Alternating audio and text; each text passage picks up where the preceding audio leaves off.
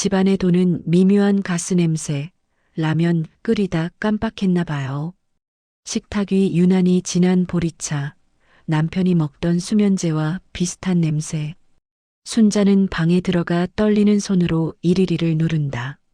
제 아들 집인데 저를 치매로 몰고 있어요. 저도 무섭고 저도 살고 싶어요. 시작 전에 구독과 좋아요, 따봉을 눌러주세요. 사연 시작하겠습니다. 제 이름은 김순자입니다. 부산 구포동에 있는 오래된 아파트에서 혼자 살고 있습니다. 엘리베이터 앞에 가면 아직도 88 서울 올림픽 스티커가 반쯤 뜯겨서 붙어 있어요. 우편함엔 전단지가 넘쳐나고요. 이 동네가 그렇습니다. 다들 나이 든 사람들만 남아서 조용하고 외롭죠. 저는 매일 아침 6시면 눈이 떠집니다. 라디오를 켜면 트로트 음악이 흘러나오고 그 소리를 들으며 보리차를 끓이죠. 오래된 다이얼 가스레인지에 냄비를 올려놓고 국을 끓입니다.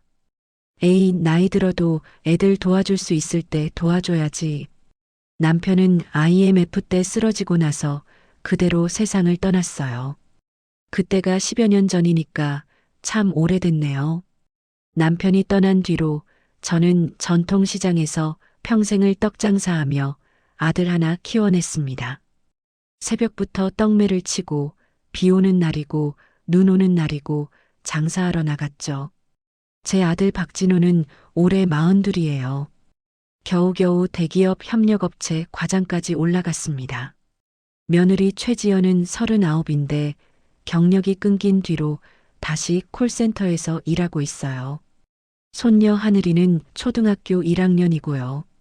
진원에는 신축은 아니지만 그래도 대출 끼고 겨우 산 내 집 아파트입니다. 요즘 세상에 내 집 있는 게 어디예요. 저는 그게 자랑스러웠습니다. 일주일에 서너 번씩 저는 진원의 집에 갑니다. 버스를 2번 갈아타야 하는데 그게 뭐 대수겠어요. 아이를 봐주고 반찬을 해다 주는 게 할머니 도리 아니겠습니까? 가끔 진호가 그럽니다. 엄마 안 와도 된다니까요. 힘들잖아요. 그럼 저는 이렇게 대답하죠. 야, 내가 국민학교 다닐 때 생각나냐? 새벽에 떡 쪄서 너 도시락 싸준 사람이 누군데. 입으로는 툴툴대지만 속마음은 다릅니다. 저는 늘 생각해요. 그래도 내 아들이 저렇게 직장 다니고 손녀가 학교 다니는 게 얼마나 다행이냐고요. 가끔 동네 복지관에서 박 소장님을 만나면 그분이 말씀하십니다. 순자 씨, 너무 무리하지 마세요. 어르신도 좀 쉬셔야죠. 그럴 때마다 저는 웃으며 고개를 저었습니다. 소장님, 손 놓고 있으면 더 허리 아파요. 움직여야 덜 아프습니다. 사실은 허리도 아프고 무릎도 시큰거리고 밤이면 잠도 잘 안 와요. 그래도 참습니다. 엄마니까요. 부모니까요. 참고 사는 게 부모 도리인 줄 알았거든요. 어느 날 며느리 지연이가 제게 말했습니다. 어머니, 요즘 복지관에서 어르신들 무료 검진한다고 하던데요. 서류 좀 써야 한대요. 저 이런 거 잘 모르니까 대신 써드릴게요. 도장도 좀 찍어야 하고요. 저는 그때 손이 떨려서 작은 글씨가 잘 안 보였어요. 그냥 고맙다고만 생각했죠. 며느리가 챙겨주는구나. 참 잘한다고요. 도장을 찍고 나서 지연이가 활짝 웃으며 말했습니다. 어머니, 이제 편하게 쉬세요. 저희가 다 알아서 할게요. 그 말이 참 따뜻하게 들렸습니다. 그때는요. 하지만 그게 시작이었습니다. 제가 평생 모아온 것들, 제가 살아온 모든 것들이 무너지기 시작한 순간이었어요. 아직은 몰랐습니다. 화장실 문 안쪽에서 그 끔찍한 대화를 듣기 전까진 말이죠. 그날도 평소처럼 저는 버스를 2번 갈아타고 아들네 집으로 갔습니다. 아침 일찍 끓여둔 미역국이랑 밑반찬 몇 가지를 들고요. 봉지가 무거웠지만 괜찮았어요. 손녀 하늘이 얼굴 보는 게 기뻤거든요. 집 안에 들어서니까 도시가스 냄새랑 라면, 스프 냄새가 섞여서 떠돌았습니다. 요즘 젊은 사람들은 다 바빠서 그런가 봐요. 아침도 제대로 못 먹고 사는 것 같더라고요. 엄마 왔어요. 제가 현관문을 열고 들어가니까 며느리 지연이가 얼른 나왔습니다. 형식적인 미소를 지으면서요. 어머니 오셨어요? 또 이렇게 무거운 거 들고요. 아이고, 이게 뭐가 무겁다고. 너희 먹으라고 가져온 건데. 지연이는 봉지를 받아들고는 주방 쪽으로 향했습니다. 진호는 아직 퇴근 전이라 집에 없었어요. 하늘이는 학교 갔고요. 집안이 조용했습니다. 어머니, 하늘이 학교 가면 그 뒤로는 좀 쉬세요. 맨날 반찬 해오지 마시고요. 요즘 힘드시잖아요. 야, 내가 뭘 한다고. 손 놓고 있으면 더 허리 아프다니까. 하늘이를 학교에 보내고 나니까 갑자기 배가 싸해졌습니다. 아침에 보리차를 너무 많이 마신 탓이었죠. 저는 급히 화장실로 들어가서 문을 닫았어요. 그런데 그때였습니다. 딩동. 초인종 소리가 들렸어요. 화장실 안에 앉아 있는데도 거실 쪽 소리가 다 들렸습니다. 이 집 벽이 참 얇거든요. 왔나 보다. 지연이의 목소리가 들렸습니다. 그리고 현관문이 열리는 소리, 발소리, 그 다음엔 낮고 무거운 남자 목소리가 섞였어요. 서류 가져왔습니다. 사모님, 네, 여기요. 저희 어머니 아니 시어머니 인감이랑 도장도요. 저는 그 순간 볼일을 보다 말고 멈췄습니다. 인감? 제 도장은 분명히 제 방 서랍에 있는데 지연이가 왜 그걸 가지고 있다는 거죠? 가슴이 쿵쾅거렸습니다. 화장실 문은 얇았고 거실에서 오가는 말들이 고스란히 들렸어요. 근저당 설정은 이렇게 하시면 됩니다. 어머님 이름으로 돼 있는 영도 쪽 주택, 감정가가 생각보다 높게 나왔어요. 재개발 들어가면 대박이죠. 남자의 목소리는 너무나 태연했습니다. 마치 이런 일을 수없이 해온 사람처럼요. 그럼 이 아파트 대출이랑 제 친정 쪽 빚도 다 정리되는 거죠? 지연이의 목소리였습니다. 웬만하면 다 막히죠. 대신 어르신은 솔직히 말씀드리면 조금 정신이 오락가락한다고 진단서만 있으면 나중에 문제돼도 저희가 다 막아드립니다. 저는 그 순간 숨이 멎는 것 같았습니다. 손이 덜덜 떨렸어요. 영도 집이라니요? 그 집은 남편이랑 제가 평생을 갈아 넣어서 마련한 집이었습니다. 진호 대학 보낸다고 등록금 마련한다고 얼마나 고생했는데요. 지연이의 목소리가 더 낮아졌습니다. 어차피 혼자 사시는 분이잖아요. 요즘도 가습을 켜놓고 깜빡하시고 약도 아무거나 드시고 저희가 요양원 보내드리기 전에 이런 준비는 해둬야죠. 요즘 다 그렇게 합니다. 어르신들 재산 정리해 놓는 거죠. 나중에 상속 문제로 복잡해지는 것보다 낫죠. 저는 변기 위에 앉은 채로 양손으로 입을 막았습니다. 비명이 나올 것 같았거든요. 수도꼭지에서 똑똑 떨어지는 물소리가 유난히 크게 들렸어요. 심장이 터질 것 같았습니다. 제가 가스불을 깜빡한 적이 있나요? 약을 아무거나 먹은 적이 있나요? 없습니다. 저는 멀쩡합니다. 그런데 지연이는 저를 치매 환자로 만들려고 하고 있었어요. 요양원에 보내려고요. 왜요? 제 집 때문에요. 제가 평생 모은 재산 때문에요. 저는 화장실 안에서 눈물이 주르륵 흘러내렸습니다. 소리 내지 않으려고 입술을 깨물었어요. 밖에서 대화는 계속 이어졌습니다. 그럼 서류는 이대로 진행하면 되고요.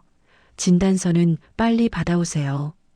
병원 쪽이랑은 제가 이야기해 놨으니까요. 네, 알겠습니다. 감사합니다.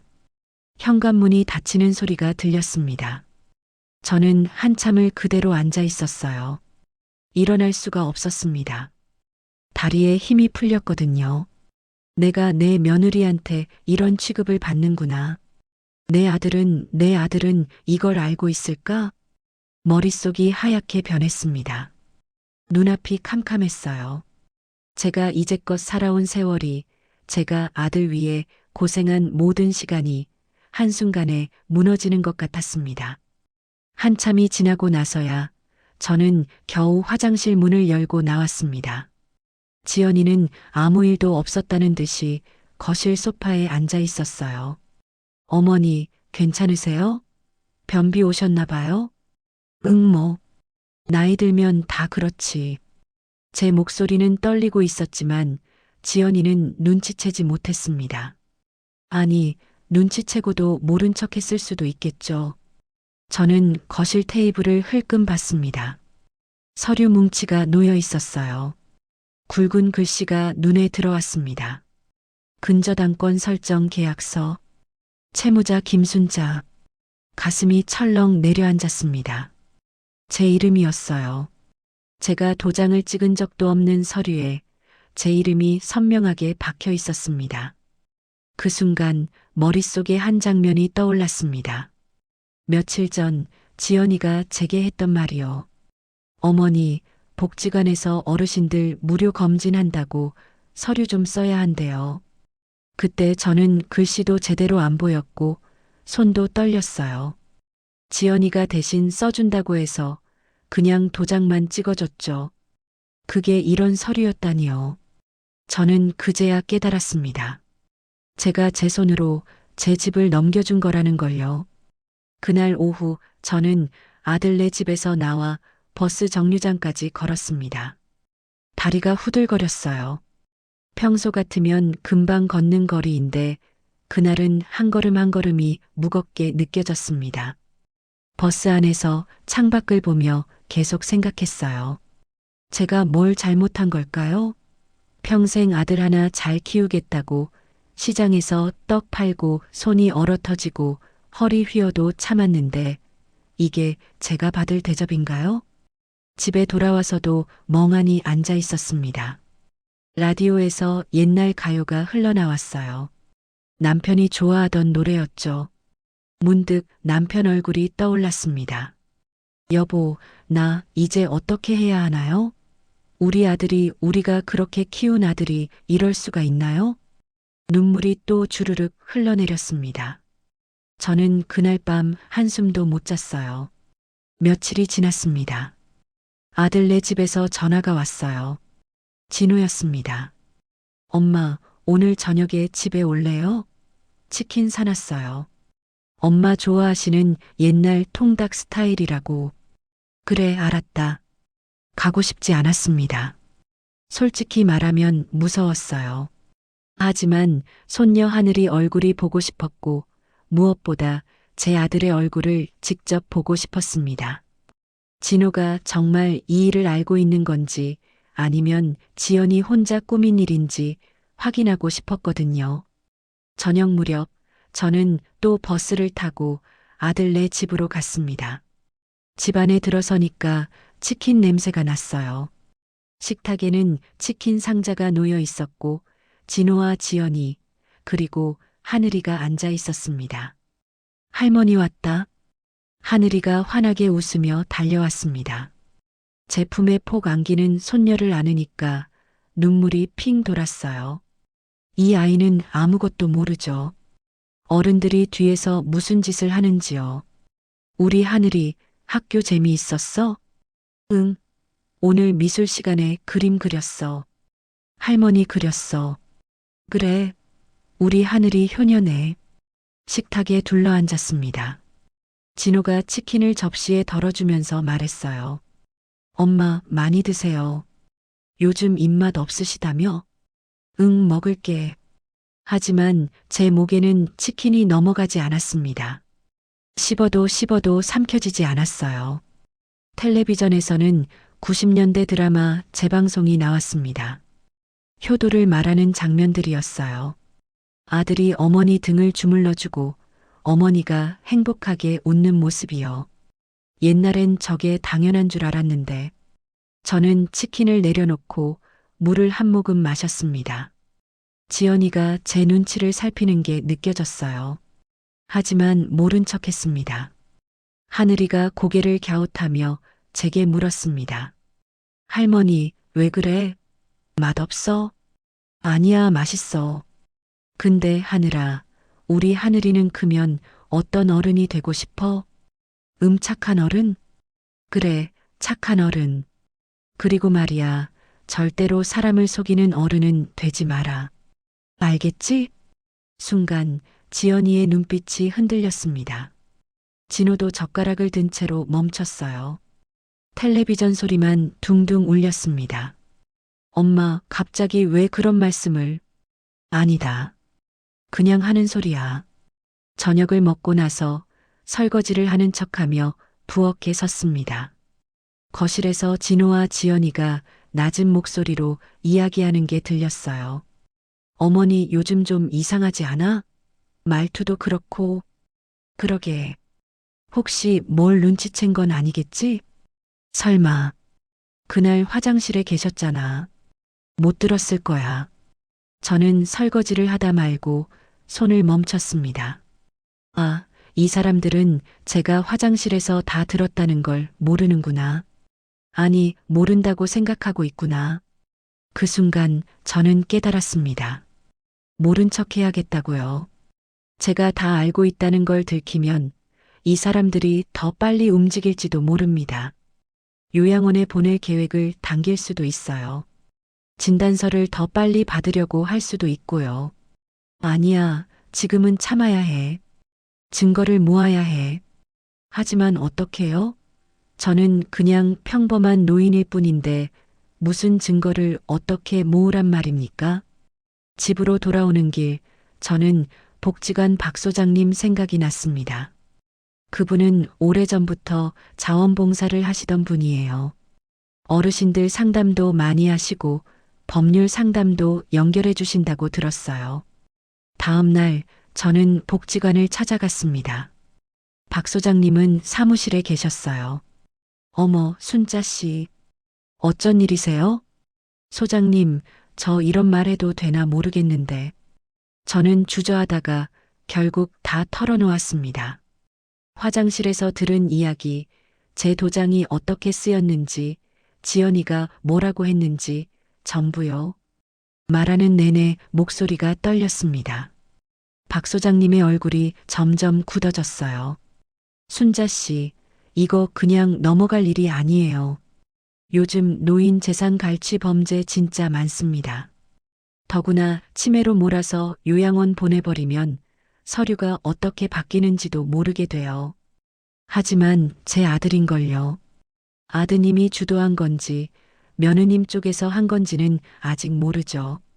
중요한 건 순자 씨가 지금 정신 멀쩡하다는 증거를 남겨야 한다는 겁니다. 어떻게요? 우선 녹음을 하세요. 며느님이랑 대화할 때 핸드폰으로 녹음하는 겁니다. 그게 나중에 증거가 됩니다. 박 소장님은 서랍에서 핸드폰 하나를 꺼내셨어요. 복지관에서 어르신들한테 빌려주는 거라고 하셨습니다. 녹음 기능이 좋은 기종이라고요. 이거 가지고 가세요. 사용법은 제가 알려드릴게요. 그날 저는 복지관을 나오며 생각했습니다. 이제부터는 싸워야겠다고요. 제가 평생 모은 것, 제가 살아온 인생을 지켜야겠다고요. 모른 척하되 모든 걸 기억하겠다고요. 복지관에서 돌아온 뒤로 저는 며칠 동안 밤마다 잠을 이루지 못했습니다. 천장을 바라보며 누워 있으면 지난 세월이 필름처럼 스쳐 지나갔어요. 시장 뒷골목에서 떡매를 치던 제 손, 비 오는 날 우비 하나 없이 떨던 몸, 그 옆에서 도시락을 먹던 어린 진호, 아들이 대학 합격증을 들고 와서 환하게 웃던 얼굴, 결혼식 날 제 손을 꼭 잡으며 엄마 고생 끝났어요 라고 하던 목소리.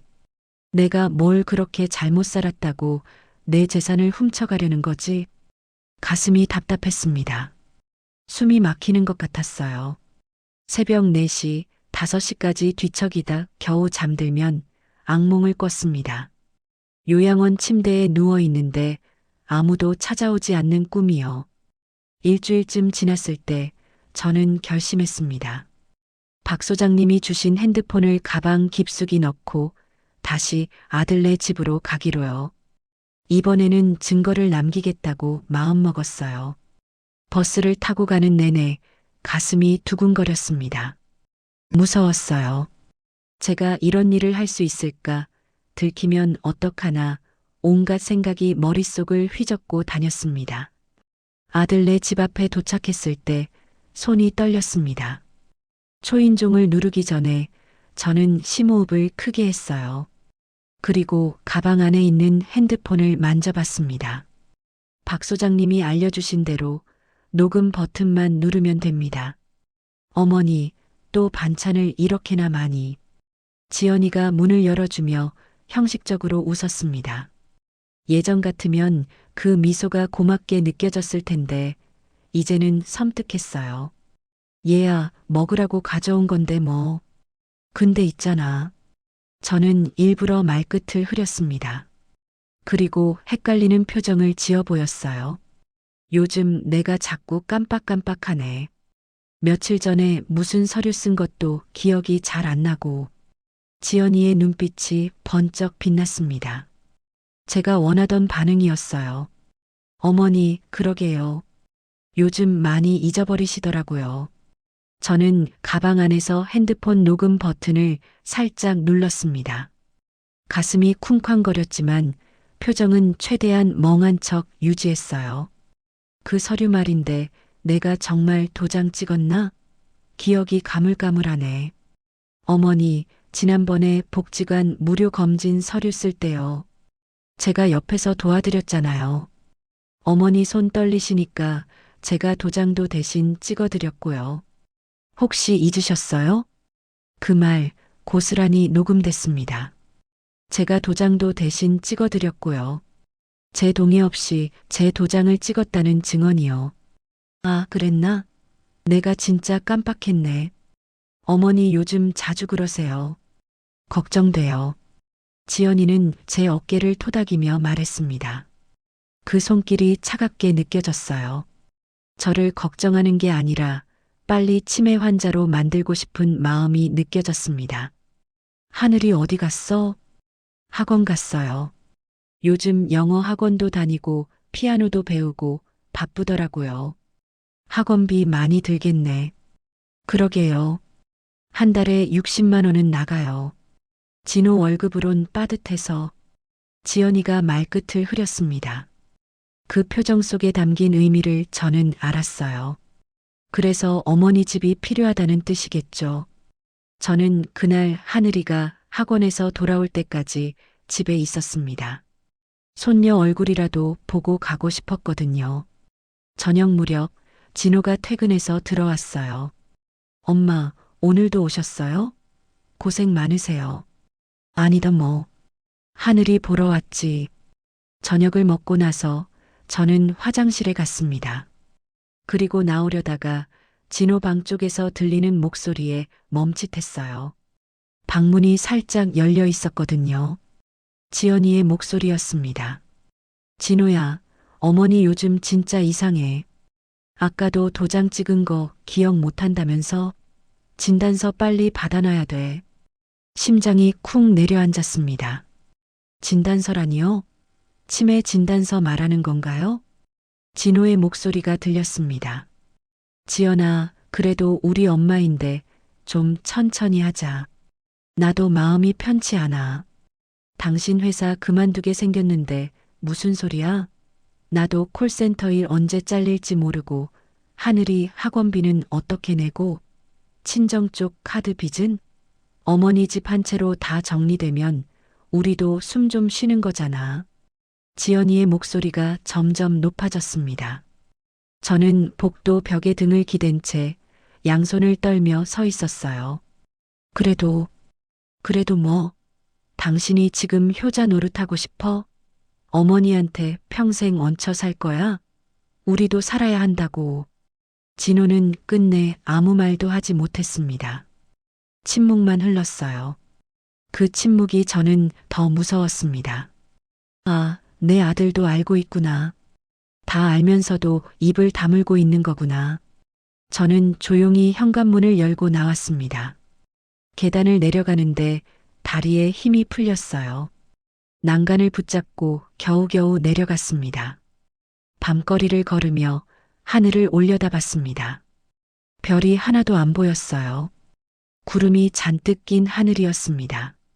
제 인생도 지금 이 하늘처럼 깜깜했습니다. 그날 이후로 며칠이 지났습니다. 저는 집에서 조용히 지내며 녹음된 파일을 반복해서 들었어요. 지연이가 도장을 대신 찍어드렸다고 한 말, 진호가 침묵으로 동의한 순간들이요. 어느 날 밖에 비가 내렸습니다. 장마철이 시작되는 6월이었어요. 오후쯤 되니까 지연이한테서 전화가 왔습니다. 어머니, 오늘은 제가 저녁 준비할게요. 와서 하늘이만 좀 봐주세요. 요즘 어머니 피곤하시다면서요? 빨리 쉬셔야죠. 이상했습니다. 지연이가 먼저 전화를 걸어서 이렇게 다정하게 말한 적이 거의 없었거든요. 뭔가 찜찜했지만 손녀 얼굴이 보고 싶었어요. 그리고 무엇보다 또 무슨 일이 벌어지는지 확인하고 싶었습니다. 알았다, 갈게. 저는 우산을 챙겨서 집을 나섰습니다. 비는 점점 더 세차게 내렸어요. 버스 정류장까지 가는데 옷이 다 젖었습니다. 버스 안에서도 계속 불안한 마음이 들었어요. 왜 오늘따라 지연이가 저를 부른 걸까요? 아들네 집에 도착해서 초인종을 눌렀습니다. 문이 열리고 지연이가 환하게 웃으며 반겼어요. 어머니, 비 오는데 오시느라 고생하셨어요. 어서 들어오세요. 집 안에 들어서는 순간 묘한 냄새가 났습니다. 가스 냄새였어요. 희미하지만 분명히 도시가스 특유의 냄새였습니다. 지연아, 가스레인지 켜놨냐? 제가 아까 라면 끓이다가 깜빡했나 봐요. 어머니도 요즘 자주 깜빡하시잖아요. 저도 그런가 봐요. 지연이는 허둥지둥 가스밸브를 잠갔습니다. 하지만 저는 소름이 돋았어요. 가스를 일부러 틀어놓은 건 아닐까요? 그리고 제가 깜빡한다는 말을 자꾸 덧붙이는 이유는 뭘까요? 설마 나한테 사고가 나길 바라는 건가? 식탁 위를 보니 보리차 주전자가 놓여 있었습니다. 유난히 진한 색이었어요. 제가 평소에 끓이는 보리차보다 훨씬 더 진했습니다. 어머니, 이거 제가 끓인 보리차예요. 몸에 좋아요. 요즘 잠 못 주무신다면서요? 이거 드시면 푹 주무실 수 있을 거예요. 지연이가 컵에 보리차를 따라서 제 앞에 놓았습니다. 저는 컵을 들어 올렸어요. 그리고 살짝 냄새를 맡았습니다. 보리차 향이 아니었어요. 익숙한 약 냄새가 섞여 있었습니다. 남편이 예전에 병원에서 받아먹던 수면제, 그 냄새와 비슷했어요. 설마 아니겠지, 설마 이 차에. 심장이 미친 듯이 뛰었습니다. 손이 덜덜 떨렸지만 최대한 태연한 척했어요. 그때 하늘이가 방에서 나왔습니다. 할머니, 우리 퍼즐 맞출까? 그래, 우리 하늘이. 할머니가 차 좀 마시고 같이 놀자. 저는 컵을 입에 가져갔습니다. 한 모금 머금었어요. 그리고 부엌 쪽으로 몸을 돌렸습니다. 싱크대 쪽을 향해서요. 어머니, 맛이 어때요? 응, 좋네.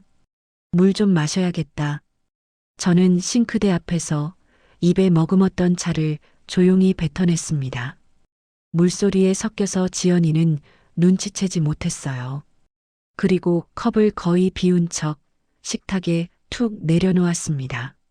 아이고, 갑자기 졸리네. 나 잠깐 방에 누워 있을게.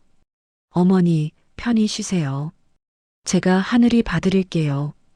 방에 들어오자마자 저는 가방에서 핸드폰을 꺼냈습니다. 손이 떨려서 숫자를 누르기가 힘들었어요. 그래도 겨우겨우 112를 눌렀습니다. 112입니다. 무엇을 도와드릴까요? 경찰 목소리가 들렸습니다. 저는 최대한 작은 목소리로 하지만 또렷하게 말했어요. 제가 지금 제 아들 집에 와 있는데요. 제 인감으로 제 집을 담보로 대출을 받았고 저를 치매로 몰아서 요양원에 보낼 계획을 들었습니다. 방금도 수면약을 탄 것 같은 차를 내왔고요. 어르신, 지금 위험하신 상황이신가요? 모르겠습니다. 그냥 무서워요. 알겠습니다. 우선 침착하세요. 어르신 성함과 주소를 말씀해 주시겠어요? 저는 떨리는 목소리로 제 이름과 아들네 집 주소를 말했습니다. 경찰은 바로 출동하지는 않는다고 했어요. 우선 자세한 사실 확인이 필요하다고 했습니다. 어르신, 지금 당장 위험하다고 느끼시면 바로 밖으로 나오세요. 그리고 아드님이나 며느님이랑 대화하는 걸 가능하면 녹음하세요. 그게 나중에 증거가 됩니다. 알겠습니다. 전화를 끊고 나니 온몸에 힘이 쭉 빠졌습니다. 침대에 주저앉아서 한참을 그대로 앉아 있었어요. 밖에서는 빗소리가 들렸습니다. 내가 경찰한테 전화를 했구나. 내 아들을 신고했구나. 눈물이 주르륵 흘러내렸습니다. 이게 맞는 건가요? 제가 지금 뭘 하고 있는 건가요? 하지만 저도 사람입니다. 저도 무섭고 저도 살고 싶어요. 평생 아들 하나 믿고 살았는데 그 아들이 저를 이렇게 대한다면 저도 제 인생을 지켜야 하지 않겠습니까? 방문 밖에서 지연이의 목소리가 들렸습니다. 어머니, 괜찮으세요? 푹 주무세요. 저는 대답하지 않았습니다. 자는 척했어요. 발소리가 멀어졌습니다. 그날 밤 저는 그 집에서 나와 집으로 돌아왔습니다. 빗속을 걸으며 저는 다짐했어요. 이제 더 이상 참지 않겠다고요. 제 인생은 제가 지키겠다고요. 집으로 돌아온 뒤 저는 며칠 동안 전화를 받지 않았습니다. 진호한테서 몇 번 전화가 왔지만 받고 싶지 않았어요. 무슨 말을 해야 할지 몰랐거든요. 복지관 박 소장님한테 연락이 왔습니다. 순자 씨, 경찰 쪽에서 연락 받으셨어요? 녹음 파일 있으면 꼭 제출하셔야 해요. 네, 알겠습니다. 그리고요, 순자 씨, 이제는 직접 대면하셔야 할 것 같아요. 아드님이랑 며느님이랑 제대로 이야기 나누세요. 녹음하시면서요. 그래야 법적으로 증거가 확실해집니다. 제가 그럴 수 있을까요? 할 수 있어요. 순자 씨 인생이잖아요. 순자 씨가 지켜야죠. 그날 밤 저는 오랜만에 거울을 봤습니다. 주름진 얼굴, 힘없는 눈빛, 구부정한 어깨.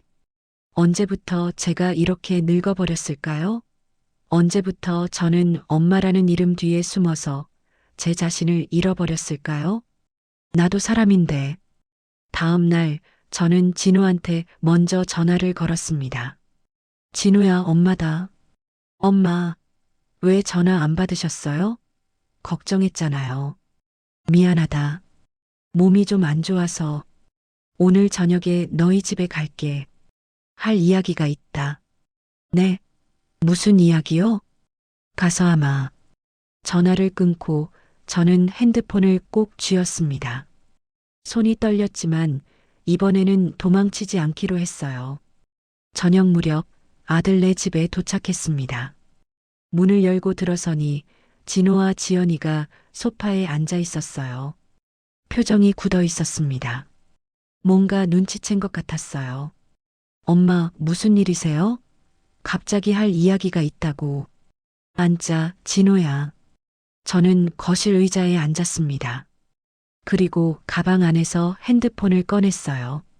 녹음 버튼을 눌렀습니다. 이번에는 당당하게 보이는 곳에 핸드폰을 올려놨습니다. 엄마, 그게 뭐예요? 녹음기다. 우리 대화 녹음할 거야. 지연이의 얼굴이 하얗게 질렸습니다. 진호도 당황한 표정이었어요. 엄마, 왜 갑자기? 지연아, 너 내 인감 가지고 무슨 대출을 받았지? 방 안의 공기가 얼어붙었습니다. 지연이가 입술을 깨물었어요. 어머니가 허락하셨잖아요. 복지관 서류 써야 한다고 했을 때 다 동의하신 거예요. 내가 그때 글씨도 제대로 안 보였지. 눈도 침침하고 손도 떨려서. 그런데 너는 그 상황을 이용한 거 아니냐? 어머니, 무슨 말씀을. 그리고 말이다. 저는 떨리는 목소리로 하지만 또렷하게 말했습니다. 화장실에서 다 들었다. 너희가 브로커랑 만나서 한 이야기. 내영도 집으로 근저당 설정하고 나를 치매로 만들어서 요양원 보낸다는 이야기. 다 들었어. 진호가 벌떡 일어섰습니다. 엄마, 그게 아니라. 진호야, 넌 어떻게 생각하냐? 내 엄마를 치매로 만들어서 요양원 보내는 게 맞다고 생각하냐? 진호는 아무 말도 하지 못했습니다. 고개만 푹 숙였어요. 지연이가 끼어들었습니다. 어머니, 저희도 힘들어요. 진호 회사가 요즘 구조조정 들어가서 언제 잘릴지 몰라요. 저도 콜센터 일 불안정하고 하늘이 학원비는 매달 빠져나가고 친정 쪽 카드비까지. 그래서 제 목소리가 차갑게 나왔습니다. 그래서 내 시어머니 재산을 훔쳐가는 게 정당하냐? 너희가 힘든 건 나도 안다. 요즘 세상 사는 게 쉽지 않은 거 다 알아. 근데 말이다. 그 힘든 걸 왜 나를 죽이는 쪽으로 풀려고 하니? 어머니, 가스 냄새 나던 날 그거 일부러 틀어놓은 거 아니냐? 보리차에 약 탄 것도 알아. 내가 마신 척하고 뱉었다. 지연이가 흐느끼기 시작했습니다. 저도 무서웠어요. 방법이 없었어요. 은행에서는 대출 안 나오고 사채는 무섭고 시어머니 집밖에 보이지 않았어요. 그럼 나한테 말을 하지. 왜 몰래 이런 짓을 하냐? 제 눈에서 눈물이 흘러내렸습니다. 참으려고 했는데 참을 수가 없었어요. 나도 사람이다. 나도 무섭고 나도 살고 싶다. 평생 너희 아버지 없이 혼자 아들 하나 키우느라 얼마나 힘들었는지 아냐? 시장에서 떡 팔면서 손 얼어 터지고 비 오는 날도 장사 나가고 그렇게 해서 진호 대학 보냈어. 이제 늙었다고 쓸모없다고 재산만 빼앗아 가려고 하냐? 진호가 무릎을 꿇었습니다. 엄마 미안해요. 정말 미안해요. 미안하다고 끝이냐? 저는 진호를 똑바로 쳐다봤습니다. 너는 내 아들이야. 내가 목숨 걸고 키운 아들이란 말이다. 그런데 내가 날 지켜주지는 못할 망정 옆에서 보고만 있었어. 지연이가 무슨 짓을 하는지 다 알면서도 입 다물고 있었잖아. 엄마 저도 겁이 났어요. 회사에서 잘릴까봐, 집 대출 못 갚을까봐. 그래, 내 인생도 힘들겠지. 근데 말이다. 내 인생은 내가 풀어야지. 내 엄마 인생을 짓밟으면서까지 내 인생을 살면 안 되는 거야. 방 안이 조용해졌습니다. 하늘이 방문이 살짝 열렸어요. 손녀가 울먹이는 얼굴로 서 있었습니다. 할머니, 우리 왜 싸워? 저는 하늘이를 안아줬습니다. 안 싸우고 있어. 우리 하늘아. 그냥 어른들끼리 이야기하는 거야.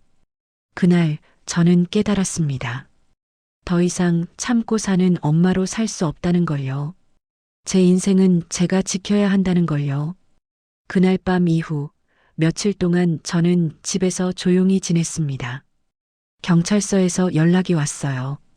김순자 어르신, 제출하신 녹음 파일 검토했습니다. 그리고 대출 서류도 금융팀이랑 같이 살펴봤고요. 인감 도용과 강요, 그리고 노인 학대 혐의가 의심됩니다. 조사에 협조해 주셔야겠습니다. 네, 알겠습니다. 손이 떨렸습니다. 진짜로 경찰서에 가야 한다니, 제 아들과 며느리가 조사를 받는다니 믿기지 않았어요. 며칠 뒤 저는 낡은 코트를 입고 경찰서로 갔습니다. 복지관 박 소장님이 동행해 주셨어요. 순자 씨, 괜찮으세요? 떨리시죠? 네, 무서워요, 소장님. 괜찮아요. 순자 씨가 잘못한 게 없어요. 당당하세요. 조사실에 들어가니 진호와 지연이가 따로따로 앉아 있었습니다. 서로 눈도 마주치지 않았어요. 진호는 얼굴이 많이 수척해져 있었고 지연이는 눈이 퉁퉁 부어 있었습니다. 수사관이 저를 보며 말했습니다. 어르신, 여기 앉으세요. 편하게 말씀하시면 됩니다. 저는 떨리는 다리로 의자에 앉았습니다. 수사관이 진호를 향해 물었어요. 박진호 씨, 어머님 인감으로 대출이 진행된 사실 알고 계셨습니까? 알고 있었습니다. 진호의 목소리는 작았습니다. 그런데 어머님께 제대로 설명하거나 동의를 구하지 않았습니까? 아내가 어머니 동의 다 받은 거라고 해서 본인이 직접 확인하지는 않으셨다는 말씀이시죠? 네, 그렇습니다. 수사관이 다시 물었습니다. 그럼에도 불구하고 어머님께 한 번도 제대로 말씀드리지 않은 이유가 뭡니까? 진호는 한참 동안 입을 다물고 있었습니다. 그러다가 고개를 숙이며 말했어요. 회사가 힘들었습니다.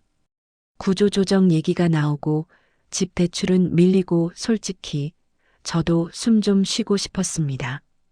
그래서 어머님 재산에 손을 대신 겁니까? 죄송합니다. 저는 그 모습을 보며 가슴이 아팠습니다. 제 아들이 이렇게 무너져 있는 모습이요. 하지만 동시에 화도 났어요. 왜 진작 엄마한테 말하지 않았냐고, 왜 이렇게까지 가야 했냐고요. 수사관이 이번엔 지연이를 향했습니다. 최지연 씨, 시어머니 인감을 무단으로 사용한 것 맞습니까? 지연이는 고개를 들지 못했습니다. 네. 복지관 서류라고 속여서 도장을 받았다는 게 사실입니까? 네, 맞습니다. 그리고 치매 진단서를 위조하려고 했다는 것도 사실입니까? 지연이가 울음을 터뜨렸습니다. 저도 무서웠어요. 친정 쪽 비톡촉 전화가 하루에도 몇 번씩 오고 카드는 돌려막기하고 진호 월급으론 답이 안 나왔어요. 그래서 시어머니 집밖에 보이지 않았어요. 그렇다고 노인을 속이고 재산을 갈취하려 한 게 정당화됩니까? 아닙니다. 죄송합니다. 저는 지연이를 보며 생각했습니다. 이 사람도 힘들었겠구나. 빚에 쪼들리고 하늘이 학원비에 남편 월급은 불안정하고 다들 요즘 사는 게 힘들다잖아요. 하지만 그렇다고 해서요. 그렇다고 해서 저를 이렇게 대해도 되는 건 아니잖아요. 수사관이 제게 물었습니다. 김순자 어르신, 가스밸브를 일부러 열어놓았다는 진술도 하셨는데 맞습니까? 네. 그날 집에 갔을 때 분명히 가스 냄새가 났어요. 지연이가 라면 끓이다가 깜빡했다고 했지만 저는 그게 일부러 그런 건 아닌가 싶었습니다. 지연이가 고개를 저었습니다. 아니에요. 그건 진짜 실수였어요. 저도 요즘 정신이 없어서. 그럼 보리차에 약을 탄 건 어떻게 설명할 겁니까? 수사관의 목소리가 날카로웠습니다. 지연이는 더 이상 아무 말도 하지 못했어요. 한참의 침묵이 흘렀습니다. 조사실 안은 형광등 소리만 웅웅거렸어요. 수사관이 마지막으로 제게 물었습니다. 김순자 어르신, 아드님과 며느님에 대한 처벌을 원하십니까? 저는 진호를 봤습니다. 고개를 푹 숙이고 앉아있는 제 아들을요. 그 아이가 어렸을 때 시장에서 제 손 꼭 잡고 따라다니던 모습이 떠올랐습니다. 초등학교 운동회 때 1등하고 와서 자랑하던 얼굴도 생각났어요. 하지만 이제는 달라요. 저는 눈을 감았다가 천천히 떴습니다. 그리고 또렷하게 말했어요. 네. 법이 할 일을 했으면 좋겠습니다. 진호가 고개를 번쩍 들었습니다. 엄마. 진호야, 미안하다. 하지만 엄마도 살아야 한다. 엄마도 사람이야. 저는 수사관을 향해 말을 이었습니다. 대신요, 제 아들인 죄까지는 묻지 말아주세요. 그냥 법대로만 해주세요. 하지만 한 가지는 꼭 부탁드립니다. 말씀하세요. 다시는 저 같은 노인이 이런 일을 겪지 않게 해주세요. 요즘 세상에 노인네들이 자식한테 당하는 일이 얼마나 많은데요. 부모라고 해서 무조건 참고 살라는 법은 없잖아요. 그 말을 하고 나니 가슴이 뻥 뚫리는 것 같았습니다. 제가 평생 참아온 것들이 이제야 밖으로 나온 것 같았어요. 조사실을 나오며 복도에서 진호가 저를 불렀습니다. 엄마 정말 미안해요. 알았다. 이제 그만 가자.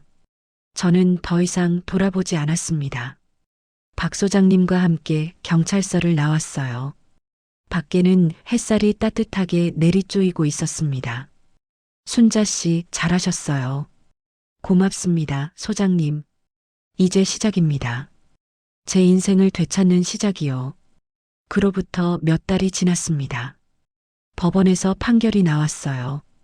지연이는 노인 학대 및 사기 미수 혐의로 집행유예와 사회봉사 명령을 받았습니다. 진호는 공범으로서 벌금형과 보호관찰을 선고받았고요. 회사에서도 소문이 나면서 한직으로 밀려났다가 결국 퇴사했습니다. 소식을 들었을 때 제 마음도 편하진 않았어요. 그래도 제 아들인데 어떻게 마음이 편하겠습니까? 하지만 이건 필요한 일이었습니다. 저를 위해서도 진호를 위해서도요. 판결이 나고 나서 저는 과감한 결정을 내렸습니다. 영도에 있는 오래된 주택, 남편이랑 제가 평생을 걸어서 마련한 그 집을요. 변호사랑 상의해서 제 이름으로 확실하게 재정비했습니다. 아무도 손댈 수 없게요. 그리고 집 일부를 리모델링했습니다. 복지관 박 소장님이 도와주셨어요. 순자 씨, 이 집을 어르신들을 위한 공간으로 만들어 보면 어떨까요? 비슷한 일을 겪은 분들이 모여서 이야기도 나누고 함께 무언가를 만들면서 치유할 수 있는 곳으로요. 좋은 생각이네요, 소장님. 그렇게 해서 만들어진 곳이 할매들의 쉼터입니다. 거창한 이름은 아니지만 저는 이 이름이 마음에 들었어요. 어르신들이 모여서 손수건을 수놓고 떡을 빚고 서로의 이야기를 나누는 곳이 되었습니다. 처음엔 저 혼자였어요. 그러다가 복지관을 통해 비슷한 일을 겪은 어르신들이 하나둘씩 찾아왔습니다. 70이 넘은 박할머니는 딸한테 집을 빼앗길 뻔했대요. 65 최할머니는 아들이 통장을 몰래 털어갔다고 했고요. 다들 비슷한 아픔을 가지고 계셨습니다. 순자 씨, 그래도 법적으로 해결하셔서 다행이에요. 저는 그냥 참았거든요. 아니에요, 박할머니. 이제라도 말씀하세요. 우리가 도와드릴게요. 어느 날 쉼터 문이 열렸습니다. 진호였어요. 몇 달 만에 보는 아들은 많이 수척해져 있었습니다. 얼굴도 까맣게 그을렀고 옷차림도 수수했어요. 하지만 눈빛만큼은 예전보다 더 진지했습니다. 엄마, 왔냐? 쉼터 안에 있던 다른 할머니들이 슬그머니 자리를 비켜주셨어요. 저와 진호 둘만 남았습니다. 밖에서는 트로트 음악이 잔잔히 흘러나왔습니다. 엄마 앉아도 돼요? 그래, 앉아라. 진호가 제 앞에 앉았습니다. 한참 동안 말이 없었어요. 저도 먼저 말을 꺼내지 않았습니다. 엄마 정말 미안해요. 응. 아빠 돌아가시고 엄마 하나 믿고 산 거 알아요. 그런데 저는 엄마를 사람으로 안 보고 그냥 돈 나오는 존재처럼 생각했던 것 같아요. 엄마도 아프고 엄마도 힘든데 저는 그걸 몰랐어요. 진호의 목소리가 떨렸습니다. 눈가가 붉어졌어요. 회사 그만두고 나서 이것저것 일용직이라면서 생각 많이 했어요. 내가 왜 이렇게 살았나? 왜 엄마한테 그런 짓을 했나? 밤마다 후회했어요. 저는 진호를 가만히 바라봤습니다. 제 아들이었어요. 여전히 제 아들이었습니다. 늦게라도 알았으니까 됐다. 엄마, 근데 잘 들어라, 진호야. 저는 조용하지만 단호하게 말했습니다. 나는 더 이상 참고 사는 엄마가 아니다. 부모라고 해서 무조건 자식 위해 희생하고 아프고 힘든 것도 참아야 한다는 법은 없어. 내 인생은 내가 살고 내 인생은 내가 산다. 알겠냐? 네, 엄마. 알겠어요. 그때 쉼터 문이 살짝 열리며 하늘이가 쑥스러운 얼굴로 고개를 내밀었습니다. 할머니 나왔어. 우리 하늘이 왔나? 이리 와라. 하늘이가 달려와서 제 품에 폭 안겼습니다. 따뜻했어요. 손녀의 체온이 제 가슴에 전해졌습니다. 할머니, 여기 예뻐. 할머니들 많아. 그래, 할머니들이랑 같이 떡도 만들고 그림도 그리는 곳이야. 저는 하늘이를 안으며 마음속으로 다짐했습니다. 이제는 이 아이에게라도 제대로 가르쳐 줘야겠다고요. 사람은 나이 들어도 끝까지 사람답게 살아야 한다는 것을요. 부모라고 해서 자식한테 무조건 당하고 살 필요는 없다는 것을요. 창밖으로 노을이 내려앉고 있었습니다. 영도 바다 쪽에서 불어오는 바람이 커튼을 살랑거렸어요. 80년대, 90년대를 버티고 여기까지 온 삶처럼 투박하지만 따뜻한 빛이었습니다. 그날 화장실 안에서 들었던 말들이 떠올랐습니다. 그때는 세상이 무너지는 것 같았어요. 제 인생이 끝난 것 같았습니다. 하지만 아니었어요. 그 말들은 저를 무너뜨린 게 아니라 비로소 자기를 위한 인생을 열게 한 문이 되었습니다. 참기만 하던 제가 제 목소리를 낼 수 있게 된 시작점이었어요. 이제 저의 이야기는 끝이 아닙니다. 내 이름으로 사는 노년이라는 새로운 챕터가 시작되고 있는 겁니다. 여러분 기억하세요. 부모도 사람입니다. 나이 들었다고 해서 자식을 낳았다고 해서 무조건 참고 희생해야 하는 건 아닙니다. 우리도 존중받을 권리가 있고 우리 인생을 살아갈 권리가 있어요. 김순자의 이야기는 여기서 마칩니다. 들어주셔서 고맙습니다.